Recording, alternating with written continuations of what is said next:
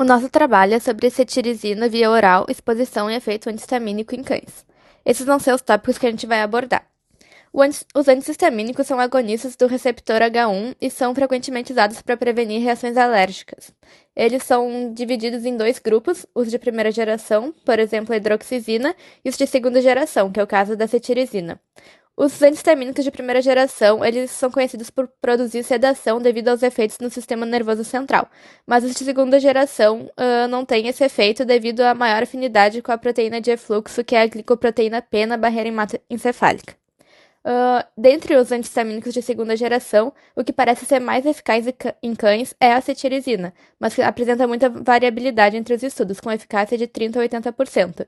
Isso pode ser comparado à resposta antistamínica após a administração de hidroxizina, que é cerca de 90%, mas apresenta menor variabilidade entre os indivíduos.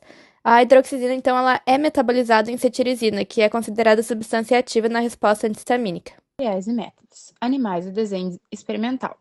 Foram utilizados para o estudo 8 cães da raça Beagle fêmeas, entre 4 e 7 anos, pesando de 10 a 13,5 kg. Foi feito um estudo cruzado com 2 tratamentos, de cloridato de cetirizina racêmico e o controle, que ganharam somente o bolinho de carne, para administração da cetirizina, que foi administrada via oral junto de bolinhos de carne. A primeira dose foi de 4 mg por quilo do animal, seguido de mais 2 doses. Para 4 cães, continuou sendo a dose de 4 mg por quilo, e para outros 4, a dose caiu para 2 mg por quilo. Essas doses foram a cada 24 horas por 3 dias consecutivos. Coleta e análise do plasma. Foram utilizados tubos heparinizados para as coletas.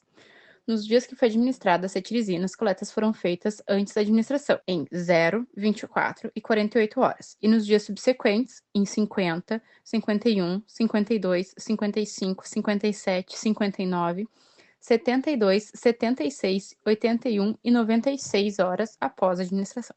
As amostras de sangue foram centrifugadas a 1.500 vezes a força da gravidade por 10 minutos a 4 graus Celsius. O plasma, então, foi armazenado a menos 70 graus Celsius até a análise que foi feita pelo método Ultra High Performance Liquid Chromatography Tandem Mass Spectrometry. O efeito antistamínico. Para o teste, foram administradas injeções intradérmicas de histamina no tórax com tricotomia prévia.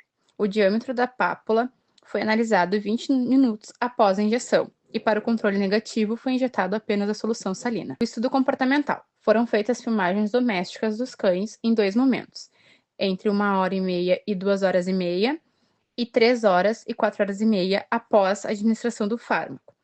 Nos dias 1 e 2, foram observados comportamentos como beber água, urinar, defecar, ofegar, bocejar, latir, brincar e lamber, e a atividade física, como ficar sentado, deitado ou ativo. A análise foi feita observando o tempo total do comportamento e a frequência das atividades. Resultados: concentração plasmática de cetirizina. Após a administração de 4 mg por quilo de cetirizina, a concentração plasmática máxima observada foi de 2,7 microgramas por mililitro, atingida 4 horas após a dose. Após 3 dias de administração dessa dose diariamente, 4 mg por quilo, a concentração máxima foi de 5,6 microgramas por ml, observada 7 horas após a dose. A meia-vida terminal foi de 10 horas, em média, com variação entre 7,9 e 16,5 horas. O efeito antistamínico, ou a resposta farmacodinâmica, para isso foi utilizada a formação das pápulas induzidas por histamina, como biomarcadores de resposta. A administração da cetirizina resultou em uma inibição máxima de até 100% na formação das pápulas, em comparação com o valor basal da pré-medicação. O valor mediano de concentração inibitória para a redução da área da pápula foi de 0,33 microgramas por mililitro, com variação entre 0,07 e 0,45 microgramas por mililitro. O fator sigmoidicidade mediano foi de 1,8, com a variação entre 0,8 e 3,5. Para o estudo comportamental, a frequência das lambidas labiais, apesar de serem altas em 6 cães e serem estatisticamente analisadas, não diferiu significativamente. As atividades como sentar, rolar e outras foram analisadas apenas em 4 cães, que se mantiveram visíveis em vídeo entre 70% e 100% do período. O restante, 1 que foi movido para outro compartimento e 3 que apareceram menos de 50% do tempo de vídeo, não puderam ser analisados. Nenhuma diferença significativa foi notada. Eu vou falar sobre a discussão. Esse é o primeiro estudo a relatar as concentrações plasmáticas da cetirizina e os parâmetros farmacodinâmicos para a resposta histamínica após a administração oral desse fármaco em cães. Os resultados indicaram que a exposição sistêmica à cetirizina após esse tratamento pode inibir a formação de pápulas induzidas pela histamina em até 100%.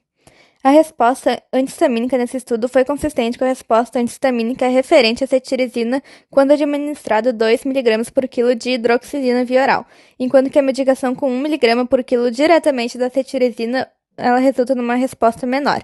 Isso pode ser explicado pela exposição plasmática insuficiente quando são usadas doses menores de cetirizina dos que foram usadas nesse estudo, que foi de pelo menos 2 mg por quilo. Isso acontece devido à meia-vida relativamente longa do fármaco, que torna essas doses suficientes para manter a concentração plasmática acima do valor de concentração inibitória. Bom, sobre outros estudos. Os dados farmacocinéticos e farmacológicos disponíveis sobre antihistamínicos em geral são muito escassos, o que dificulta a interpretação deles, sendo necessários mais estudos experimentais. No entanto, alguns casos, estudos clínicos, apresentam resultados conflitantes, como, por exemplo, em um estudo com uma população de 50 cães, não conseguiram relatar nenhuma diferença na pontuação do prurido entre os tratamentos com cetirizina e o grupo controle, enquanto em um estudo de 20 cães, eles relataram a redução do prurido após a medicação com antihistamínicos de mentindeno ou associação clorfeniramina com hidroxizina. Só que o número limitado de cães incluídos nesses estudos reduz o poder estatístico e a confiabilidade deles. Apesar disso, a combinação desses antihistamínicos também reduziu as lesões cutâneas, e isso pode ser devido à maior dose total de antihistamínicos quando eles usados em associação. Sobre a eficácia, então.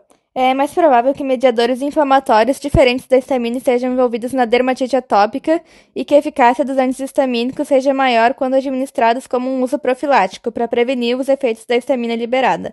Então, a cetirizina ela deve ser administrada antes do início dos sinais clínicos e, de preferência, em pacientes com sintomas mais leves. Quando a doença já está estabelecida, a resposta antihistamínica à cetirizina ela se limita a ser um adjuvante de outras terapias de controle. Efeitos adversos.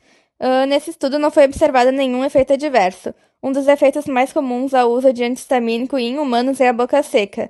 No entanto, os comportamentos de beber água e lamber os lábios que indicariam esse efeito em cães não diferiu entre o grupo controle e tratamento. Outro efeito seria a sedação, que é representada pelos atos de ficar muito tempo sentado ou deitado, mas que também ficou igual entre os grupos. Bom, falando então sobre a conclusão do nosso artigo, a partir de todos os testes e pesquisas realizados pelos autores, então, a cetirizina, ela, numa dose de 2 mg por quilo via oral, ela previne, então, a formação de pápulas mediadas pela histamina e reduz o diâmetro dessa lesão cerca de 50 a 60 horas após a administração do fármaco. Além disso, então, ela apresentou uma meia-vida longa de cerca de 10 horas, que mantém a concentração plasmática dela alta, inibindo as pápulas também. Então, ela se mostrou muito eficaz contra sintomas de respostas alérgicas mediada, então, pela histamina. Além disso, então, não foram identificados efeitos comportamentais adversos com o uso da cetirizina, que seriam as lambeduras excessivas por ressecamento do lábio, sedação, baixa atividade ou prostração e a hidratação excessiva, que seria o consumo de água. Eles também não identificaram, então, efeitos funcionais contra a dermatite atópica, que é bem comum em cães, sendo necessário, então, mais estudos e dados sobre a farmacocinética desses fármacos em cães. A análise crítica, então, o nosso grupo percebeu que é um artigo muito bem elaborado, né, sendo um dos primeiros a relatar a concentração plasmática da cetirizina, que é um fármaco importante. No entanto, ao longo dos testes realizados, a gente percebeu que o baixo número de cães incluídos no estudo, que foram apenas 8 e sendo todas fêmeas, é um pouco prejudicial para o espectro da pesquisa. E também, quando eles foram analisar os dados para entender os efeitos comportamentais desse fármaco, apenas 4 cães foram utilizados, já que ocorreram problemas de organização no vídeo e na coleta de dados, então limitando eles ao uso apenas desses 4 cães, que também interfere no espectro da pesquisa, né, na coleta de dados, enfim.